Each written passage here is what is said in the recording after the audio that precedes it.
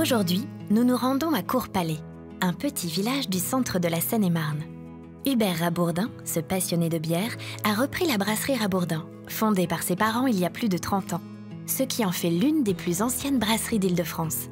La particularité de cette entreprise est d'avoir deux casquettes, l'agriculture et le brassage.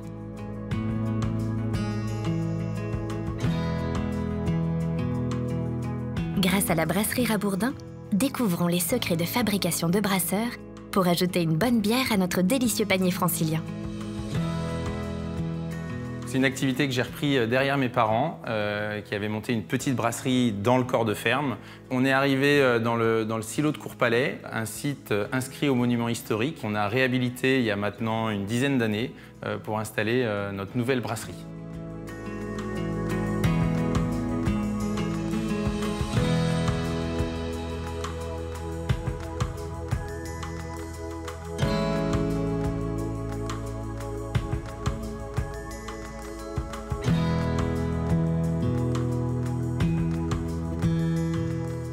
La grande particularité de notre brasserie et de notre métier, c'est qu'on est agriculteur et brasseur.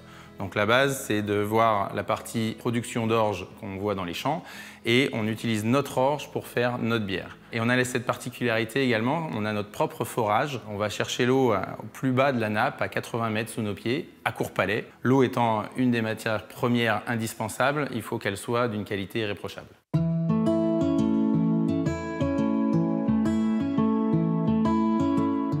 Pour assurer cette qualité irréprochable, Hubert ne se contente pas de brasser sa bière. L'entrepreneur dispose également de terres agricoles lui permettant de produire directement ses céréales pour la fabrication de sa boisson. Parmi son équipe de 14 personnes, 2 d'entre elles travaillent à plein temps dans les exploitations.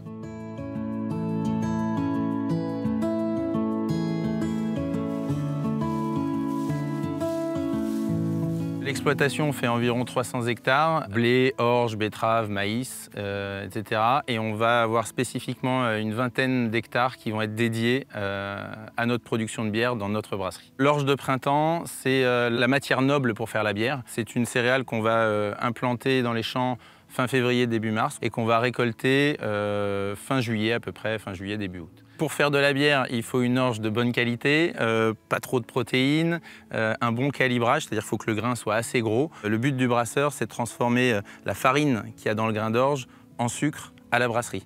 Donc il faut un gros grain pour avoir un maximum de sucre et une belle écorce pour avoir une belle couleur dorée à la bière.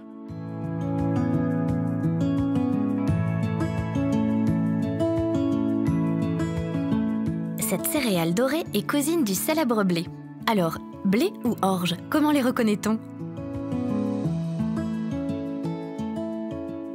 Pour reconnaître un grain d'orge, c'est parfois difficile. Pour de l'orge de printemps, ce qui va être plus simple à comprendre, c'est que les grains se regardent l'un en face de l'autre. Hein, c'est sur un plan, c'est un épi à plat. C'est-à-dire que vous avez les grains l'un au-dessus de l'autre, ou alors quand on les met comme ça, ils sont à plat. Alors qu'un épi de blé, vous allez avoir 6 grains qui vont se regarder pour former un épi rond. Voilà, grande différence qu'on a entre du blé et de l'orge. Et dans le blé, vous avez une enveloppe qui protège le grain, alors que dans l'orge, le grain, l'écorce, elle est déjà dessus et elle ne peut pas s'enlever. Donc, et d'ailleurs, ça, c'est très important pour nous, pour la coloration de nos bières après. Il est quasiment à maturité. Alors, si vous voulez vérifier que ce soit à maturité, il y a une chose très simple. Vous cassez les grains, enfin, vous les décrochez de l'épi, et après, vous croquez le grain. S'il est dur, c'est que c'est mûr.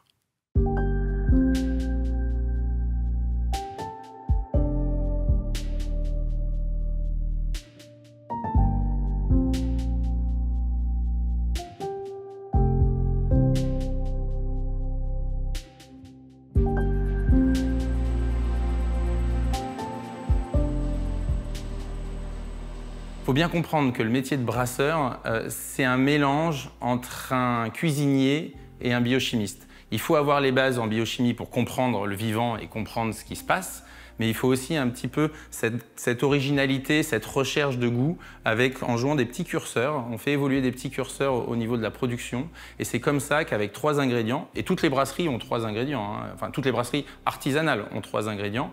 Et avec ces 3 ingrédients, on arrive à faire plein de bières différentes en faisant bouger quelques curseurs sur la recette de brassage.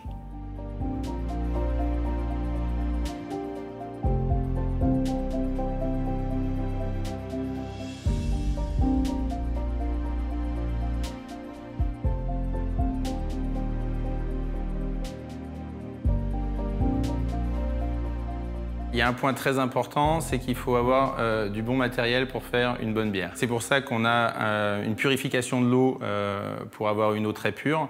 Et après, on a une brasserie qui est à la pointe de la technologie pour pouvoir faire ce qu'on appelle de la répétabilité. Faire une fois une bière, c'est facile. Faire 2 fois la même bière, c'est difficile. Et donc nous, notre métier, c'est de faire 2 fois, 10 fois, 100 fois la même bière. Donc avec une qualité de production et de suivi irréprochable. Nous quittons quelques instants Hubert pour rencontrer Aurélien. Brasseur de métier, il nous explique la recette pour produire une bière blanche. On produit l'orge sur l'exploitation, on la fait malter à l'extérieur et nous, à la brasserie, on la récupère en fait en malt, donc un malt d'orge.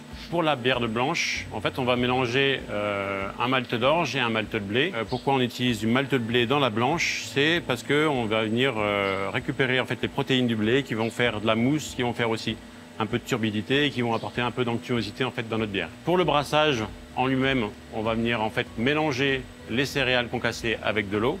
Ça va brasser à peu près pendant 1 heure, 1 heure et demie, un peu en suivant des recettes. Ensuite, ça passe à d'autres cuves, ça passe à la filtration. Donc la filtration, on vient séparer vraiment le côté liquide et le côté solide. Le liquide est appelé le mou. On le fait bouillir pendant environ 1h30 avant d'y ajouter le houblon.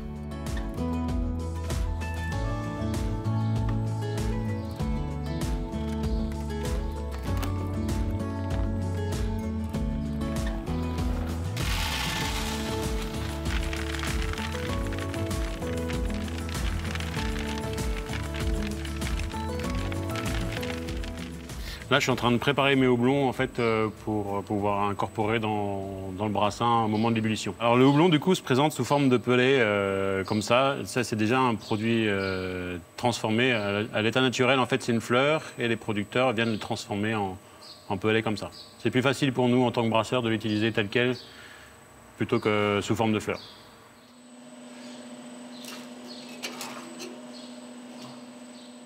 Alors là, c'est un point décisif dans la filtration, c'est la mesure de densité.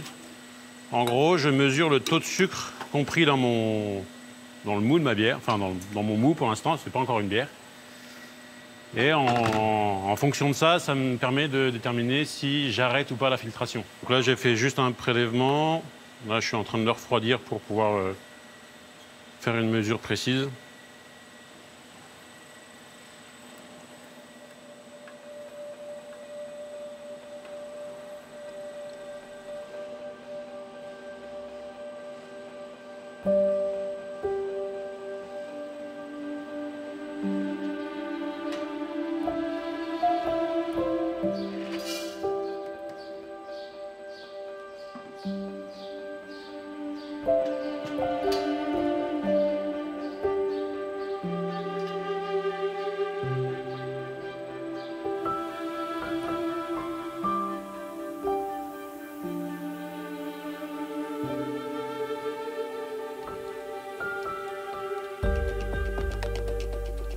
Notre brasseur récupère ensuite la partie liquide de la bière. Mais Aurélien, que devient la partie solide? Ce qu'on voit là, en fait, c'est la drèche. Donc c'est le résidu solide en fait, du brassage. Nous, on a récupéré la partie liquide et là, c'est le résidu solide. Nous, en brasserie, en fait, pour nous, c'est un déchet. Et clairement, ici à Rabourdin, en fait, ce qu'on fait, c'est que c'est récupéré par le méthaniseur et du coup, c'est transformé en biogaz. Ensuite, une fois que notre bière est terminée, il n'y a plus qu'à la mettre en bouteille et l'étiqueter. Elle est enfin prête à être dégustée. Avec modération, évidemment. Produire, de faire quelque chose de ses mains, c'est valorisant. Ça, tous les artisans le diront, la production, c'est valorisant. Donc, avoir un produit dont on maîtrise les matières premières, comme nous, localement, et en plus, arriver à faire un produit de qualité reconnu par l'ensemble de la profession, c'est une vraie fierté et c'est une vraie mise en avant de l'activité de la brasserie en Île-de-France. Vous l'avez compris, l'accent est mis sur la qualité des produits. Grâce à cela, les bières d'Hubert sont régulièrement récompensées au Concours général agricole de Paris. Depuis 2003, la brasserie a remporté une trentaine de médailles, un gage de qualité et une grande fierté pour toute l'équipe. On est une des plus anciennes brasseries artisanales d'Île-de-France.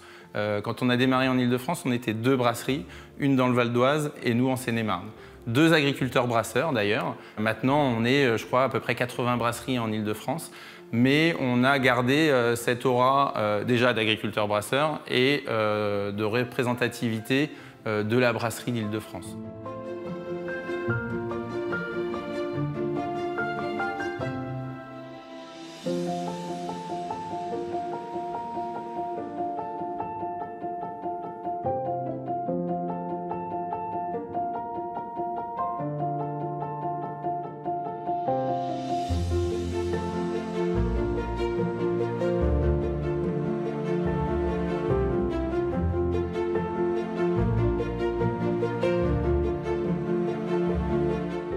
Dorénavant, grâce à Hubert et son équipe, nous connaissons tous les secrets de fabrication de bières d'agriculteurs brasseurs.